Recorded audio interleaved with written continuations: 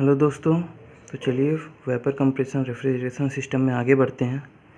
अब चलिए आगे हम देखते हैं सब कूलिंग करने का क्या इफ़ेक्ट होता है, यानी कि इफ़ेक्ट ऑफ सब cooling on the refrigeration cycle या फिर सिस्टम। सब कूलिंग करने का प्रशीतन निकाय या फिर चक्र पर क्या प्रभाव पड़ता है। तो सब कूलिंग आप समझते होंगे क्या होता है। सब कूलिंग क्या होता है आपका, फिर से मैं बता दे रहा हूँ। सब कूलिंग या फिर अंडर कूलिंग।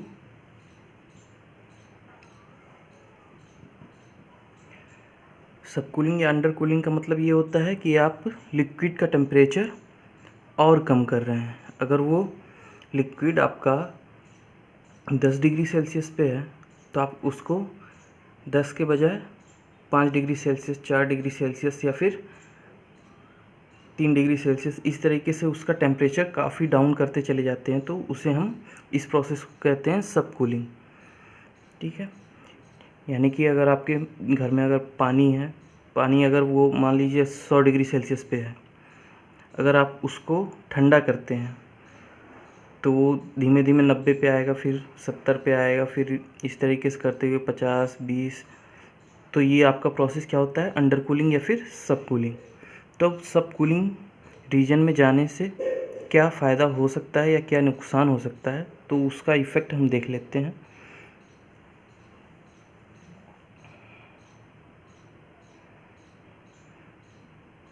तो एक टीएस डायग्राम पे एक साइकिल ड्रॉ करते हैं।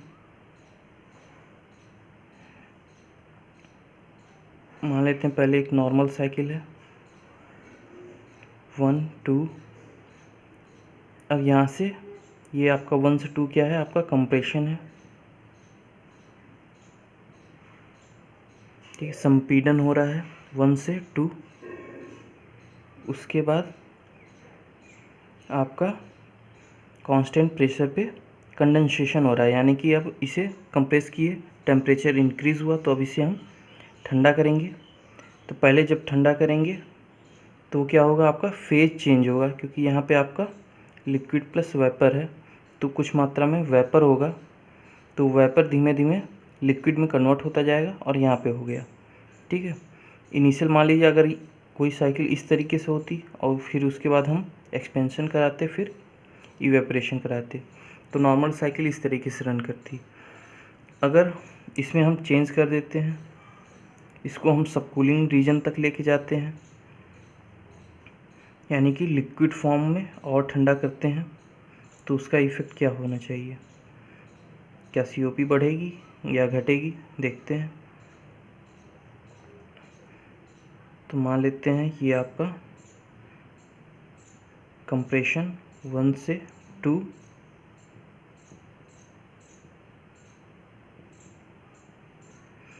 कंप्रेशन किया, फिर कांस्टेंट प्रेशर पे कंडेंसेशन कर रहे हैं। ये आपका कंडेंसेशन है, संघनन कर रहे हैं।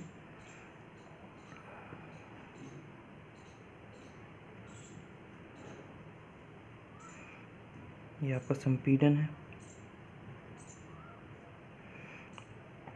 अब इसको हम और सब कूलिंग रीजन तक लेके चलते हैं। तो कांस्टेंट प्रेशर लाइन आपकी किस तरीके से होती है, इस तरीके से जाती है। अगर टीएस की बात करें तो ये कांस्टेंट प्रेशर लाइन है P2 लेवल का। इसी तरीके से constant pressure line P1 level पे इस तरीके से जाता है। तो अब इसको कूलिंग करेंगे। अब यहाँ पे आ गया आपका लिक्विड फॉर्म में। अब लिक्विड से और ठंडा करेंगे तो वो लिक्विड और ठंडा होता चला जाएगा। अब यहाँ से हम एक्सपेंशन करा देते हैं और एक्सपेंशन कराने के बाद फिर इवेपोरेशन। तो इस तरीके से आपकी साइकिल बन गई। मान लेते ये 1 से 2 डैश, 2 डैश से 3 डैश, 3 डैश से 4 डैश, ये आपकी नई साइकिल है 1 डैश, 2 डैश, 3 डैश, 4 डैश। ठीक है, जो प्रीवियस साइकिल जो थी वो 1, 2, 3, 4। तो इस तरीके से ये साइकिल आपकी हो गई। अब यहाँ पे 2 से मान लेते हैं 2 डैश से 2 डबल डैश तक आपका फेज चेंज हो रहा है, और यहाँ से आपका ये रीजन आपका सब कूलिंग है।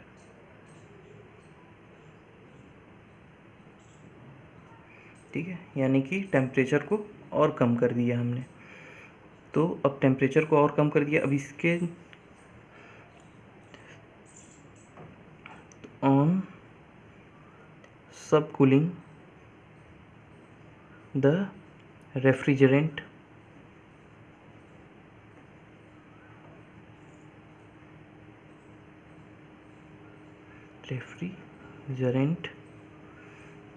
यानी कि प्रशीतक, जो भी प्रशीतक है उसका सब कूलिंग करते हैं। तो ऐसे में क्या होगा,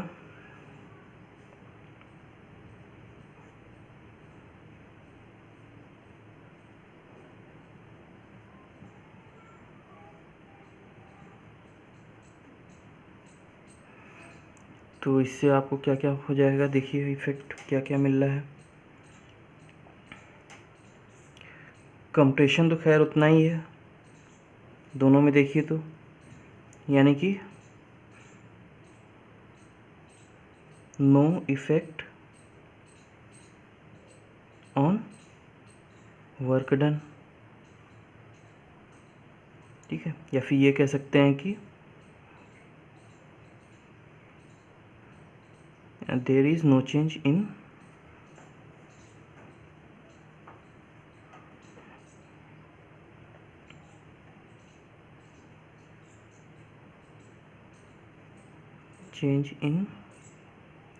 वर्क डन,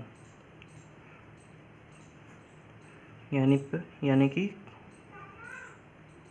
कार्य पर कोई प्रभाव नहीं पड़ेगा। ठीक, तो ये हो गया। अब सब कूलिंग कर लेने से रेफ्रिजरेशन इफेक्ट पे क्या असर पड़ेगा।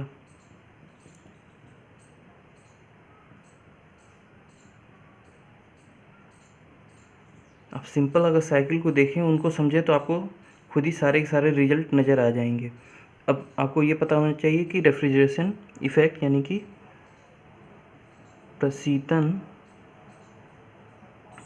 प्रभाव क्या होता है। प्रशीतन प्रभाव वही होता है जितना आपका कूलिंग इफेक्ट हीट रिमूव करके प्रदान करता है। तो ऐसे में कूलिंग इफेक्ट आपका कहाँ मिल रहा है, ये मिल रहा है 4 डैश से 1 डैश। ठीक है,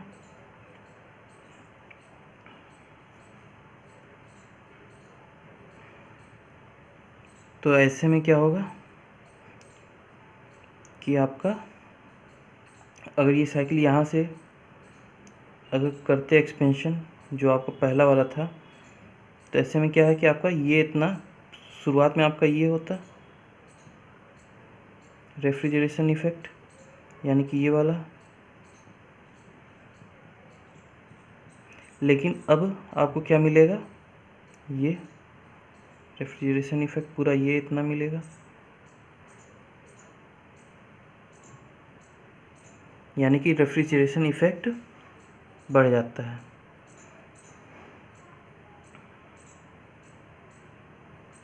विल इंक्रीज,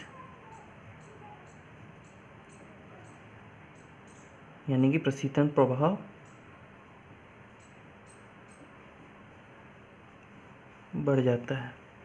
जाहिर बात है, जब पहले ही और ठंडा कर लेंगे तो उससे ठंडा करने वाला इफेक्ट जो होता है प्रशीतन प्रभाव वो और बढ़ेगा। तो इस तरीके से आपका ये 2 रिजल्ट मिला, और इन दोनों रिजल्ट को कंबाइन करें सीओपी के लिए।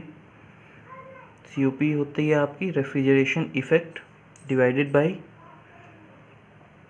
वर्क डन, ये होती है आपकी सीओपी। अब सीओपी जो है उसमें ये रेफ्रिजरेशन इफेक्ट आपका इंक्रीज़ हो रहा है, ये आपका बढ़ रहा है, जबकि ये आपका जैसा है वैसा ही है। तो ऐसे में क्या होगा, ऊपर की वैल्यू बढ़ रही है तो यानी कि COP भी बढ़ेगी। यानी कि अगर आपकी वैल्यू 5/2 है और इंक्रीज़ कर दें 6/2 कर दें तो ऐसे में क्या होगा, वैल्यू बढ़ जाएगी। इसकी वैल्यू 2.5 होगी, इसकी वैल्यू हो जाएगी 3, यानी कि COP क्या होगा, इंक्रीज़ हो जा रहा है। ठीक है, अगर रेफ्रिजरेशन इफ़ेक्ट बढ़ाते हैं तो क्या होगा, और इसे सेम रखते हैं तो यानी कि COP will increase, COP increase हो जाएगा, यानी कि COP बढ़ जाता है। ठीक है, तो यानी कि आप ये देखें तो आपका इसमें आपका इफ़िशियंसी बढ़ जाती है, यानी कि इफ़ेक्ट आपको ज़्यादा अच्छा मिलेगा। यानी सबकूलिंग एक सबसे बेटर ऑप्शन है रेफ्रिजरेशन में इस्तेमाल करने का। यानी कि अगर आप रेफ्रिजरेंट को, ठीक है, जैसे NH3 है या फिर कोई और CO2 गैस है या फिर CFC गैस है, तो उनको अगर हम कूल करते हैं और अंडर कूल करते हैं तो ऐसे में रेफ्रिजरेशन इफ़ेक्ट बढ़ जाता है और वर्क डन भी आपको ज़्यादा नहीं करना पड़ता है। ठीक है, तो ऐसे में ये काफ़ी बेटर ऑप्शन है कि सब कूलिंग कर ली जाए।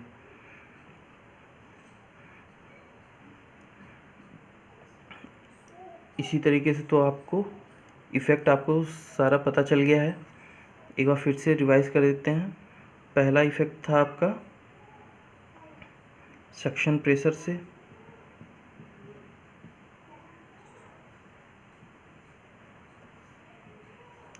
और दूसरा था आपका डिलीवरी प्रेशर का, तीसरा था आपका सुपर हीटिंग,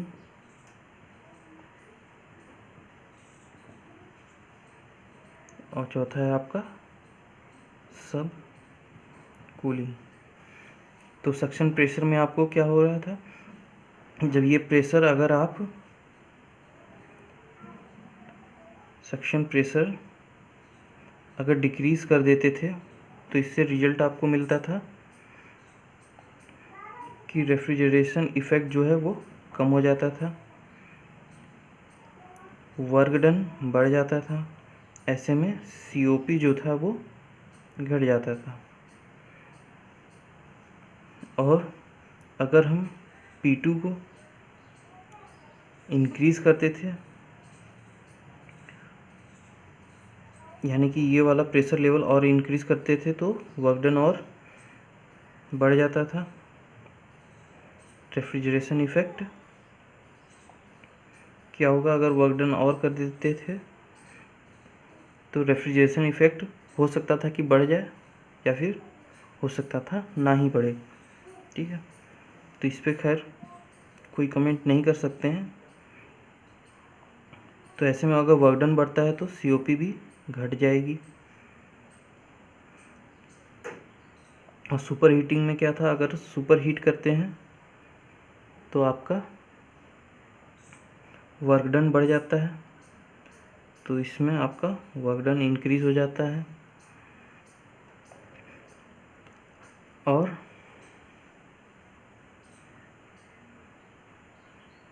बस इसकी एक और ख़ासियत है कि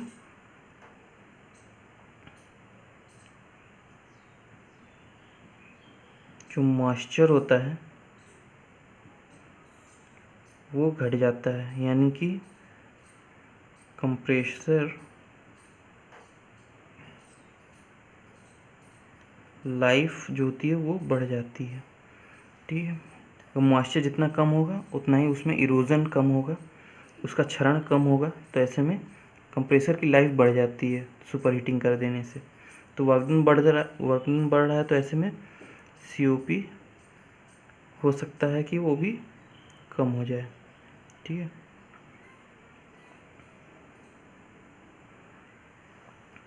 इस पे भी कमेंट करना उतना उचित नहीं होगा, क्योंकि COP हो सकता हो कम हो जाए, हो सकता हो कि बढ़ जाए, लेकिन वर्क डन तो इंक्रीज़ होगा इसमें। ठीक है, इसका सबसे बड़ा फ़ायदा ये है कि आपकी कंप्रेसर की लाइफ बढ़ा देता है, यानी कंप्रेसर काफ़ी दिनों तक चलाया जा सकता है। तो ऐसे में सुपर हीटिंग की आवश्यकता होती है अगर आपको लाइफ बढ़ानी है किसी भी रेफ्रिजरेटर की। और सब कूलिंग का अभी आपको बता दिया कि वर्क डन में कोई चेंज नहीं, लेकिन रेफ्रिजरेशन इफ़ेक्ट जो होता है वो बढ़ जाता है, ऐसे में COP बढ़ जाता है। तो ये आपका पूरा का पूरा रिजल्ट है। तो इस तरीके से आपका vapour compression refrigeration system complete हो गया है। हमने सारे साइकिल को देख लिया है और साइकिल पे वेरिएशन करने से क्या क्या प्रभाव पड़ सकता है वो आपने देख लिया है। यानी कि अगर एक साइकिल अगर सुपर हीटिंग और सब कूलिंग की है, दोनों कंबाइन है, तो ऐसे में क्या होगा, आपकी साइकिल काफ़ी बेहतर बनेगी। और अगर प्रेशर यानी P1 प्रेशर है, इसे हम इंक्रीज़ करके रखें। ठीक है, P1 को थोड़ा हाई रखिए और P2 को लो रखिए, तो आपका रेफ्रिजरेशन इफ़ेक्ट अच्छा मिल सकता है। ठीक है, तो इस तरीके से आपका ये पूरा रिजल्ट हो गया। तब नेक्स्ट में हम रेफ्रिजरेंट के बारे में पढ़ेंगे।